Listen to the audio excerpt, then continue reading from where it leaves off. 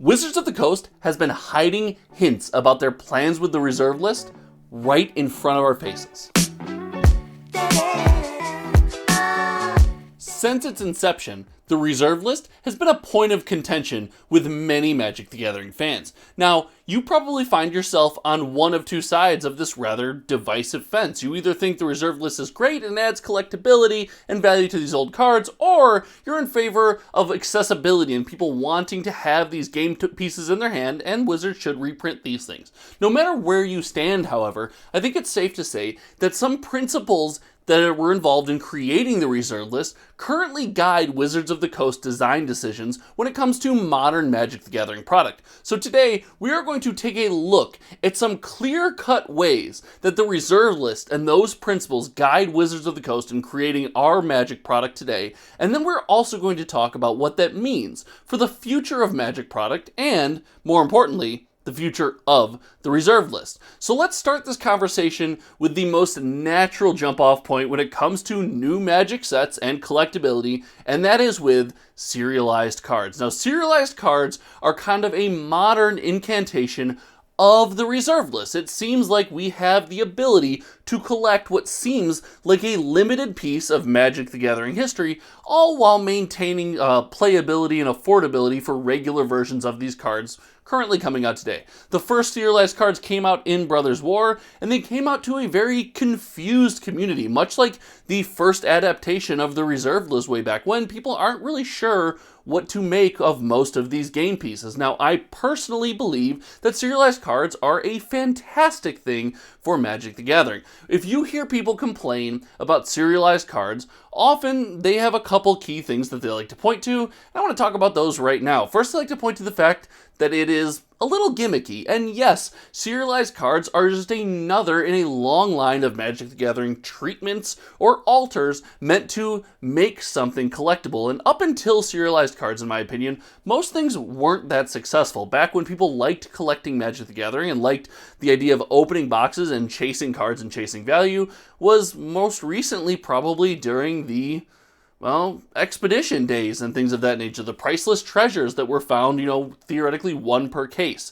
But serialized cards offer the opportunity for players to have what feels like a unique, and I say this in air quotes, not reprintable version of a card that they can add to their collection. But the community doesn't really know how to feel about them, and that is because of the Wizards' tendency to reprint every single into the ground. Now, there is no protection with serialized cards like there is with the reserve list right now. The reserve list states that these will remain functionally unique game pieces. Wizards of the Coast will not reprint these things. They will never make a new dual land that does exactly what Tropical Island does. They will never make a more powerful version of that dual land. So that's kind of where that goes. These serialized cards, they don't follow those same principles. Wizards of the Coast tomorrow could take, all of the Brothers War artifacts that you see behind me and reprint them with the exact same art, number them 1 through 500 all over again, and stick a different set symbol on them. Heck, they could stick the Brothers War set symbol back on them, but I don't really see them doing that. I truly believe that would be, spiting, what is it? Just spiting your face to chop off your nose or whatever, however that idiom goes. I really don't think that makes any sense from a game design standpoint and from a product design standpoint. These things really can't make their way as they are in the same art with these numbers into product, into secret layers and things that just doesn't make sense to me. Now, that doesn't mean we won't see more serialized cards. The next big pushback we see from people who dislike serialized cards is about the concept of we're going to see these things every set. And to their credit, Wizards of the Coast's tendency to, let's say, overdo something that works is definitely at an all-time high, and I would expect serialized cards to be no exception to this rule. When we look at the sets that are being released more and more often, we're seeing that there are serialized or chase variants in these products that people are going to want to open and want to crack, but we're going to see more of them, and the theory is the more often you see serialized cards, the less special they become. We're now seeing them in Brothers War, we've seen them in March of the Machine, and we're going to see them in Lord of the Rings and presumably moving forward. I disagree, however. I think this only becomes a problem if you re-serialize the same cards over and over again. Now, Wizards of the Coast is in a weird spot where, because of the reprint and nostalgia factor that they're trying to pull out of everyday Magic fans, they are serializing older cards that have already been printed in various sets. Sooner or later, they're going to have to start serializing cards that were designed for the set that they are serialized in, if you're following what I'm saying there. I really think that's going to be the next evolution of this, and we're going to start seeing them more often. But again, I don't really find that to be a problem. I think adding some value to that box, yes, will they always be, tens of thousands of dollars like Serialized Ragavan or whatever? No, sometimes maybe they'll be $100, a couple $100, $80, something of that nature, and that's okay. It just adds collectability and value to a box and an asset or something that you can be proud of and grow and hold for a long time, and just maybe put them on your shelf like I do. So I really think serialized cards are Wizards of the Coast leaning into kind of the design principles of the reserve list that we've seen in the past, but it's not the only example. And if you know me, you know that I always try to bring some spice to these videos. So if you like the spice that I bring, you like the vibe around here, and you haven't yet, click that subscribe button. I think we're at like 80% of viewers still are not subscribed, so it would help the channel out a lot. We're racing to 5,500 subs. Thank you all so much out there. But there's another way that Wizards of the Coast is kind of leaning into the design principles of the reserve list. And something that we don't talk about often with the reserve list is the fact that you know how many of a card is out there, or at least theoretically how many. If anyone follows any big collectability channels or something like that, people have theorized the number of dual lands, the number of Moxes, the number of Lotuses, and various reserve list cards that would be available to the general public. And with the release of Lord of the Rings, not only do we get serialized cards, but the non-serialized Sol Rings have something extremely unique that Wizards of the Coast hasn't given us in, well,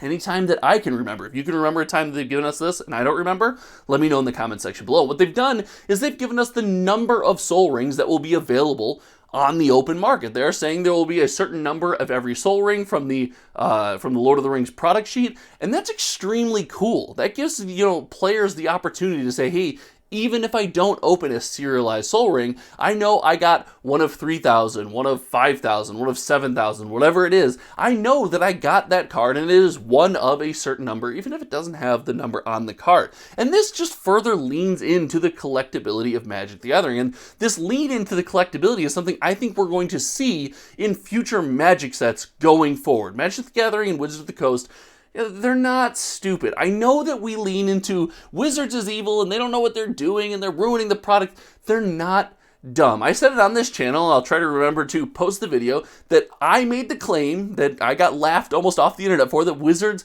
has slowly started to cut their print runs. They know, regardless of what they say at any fireside chat or anything like that, they know that they're overprinting the product, and they made the correction. I think we see that with collectability here. They know that players weren't really collecting the product anymore. There wasn't really that spice, that reason to go and fill up your binder with cool things anymore. And I believe Wizards wants us to, and Magic the Gathering is leaning into this. And I think in the future of Magic the Gathering, we see them lean more into this collectability. I would like to see some of the treatments and variants removed in favor of, maybe serialized collectability being the special chase, or whatever it is. Maybe multiple serialized runs. You have a 1 of 500, a 1 of 100, and then a 1 of 50 of the same card, some things like that. But I really think we're going to see Magic lean into this idea of collectability in the near future. But I think it also says something about how they feel about the reserved list itself. There's been murmurs about Wizards of the Coast and Magic 30th Anniversary Edition. I know, sorry, I mentioned Magic 30th Anniversary Edition.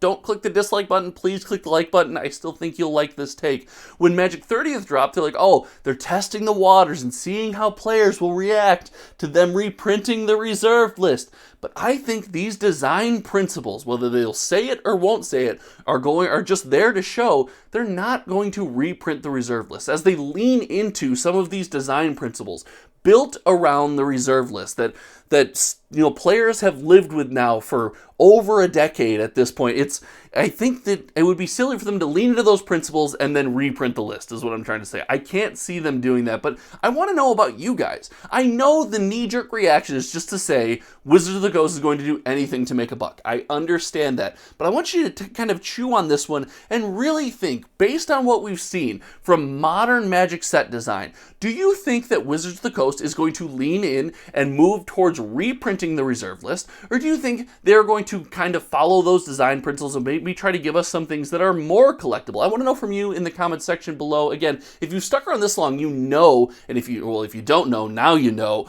we have a live stream every Friday morning. We try to start our Friday off right, give us something to talk about at our F&Ms. We have Friday morning magic. It has been an absolute blast. Make sure you stop by and hang out at this Friday stream. Thank you to everyone. If you like this video, like the vibe around here, make sure you're subbed and share this video with a friend or group of friends. I think conversations like this are super important. I want to know your thoughts on the reserve list, on modern card design. Until next time, you all know me. My name is Josh. I hope to see you back for another video, and we'll see you around. Goodbye.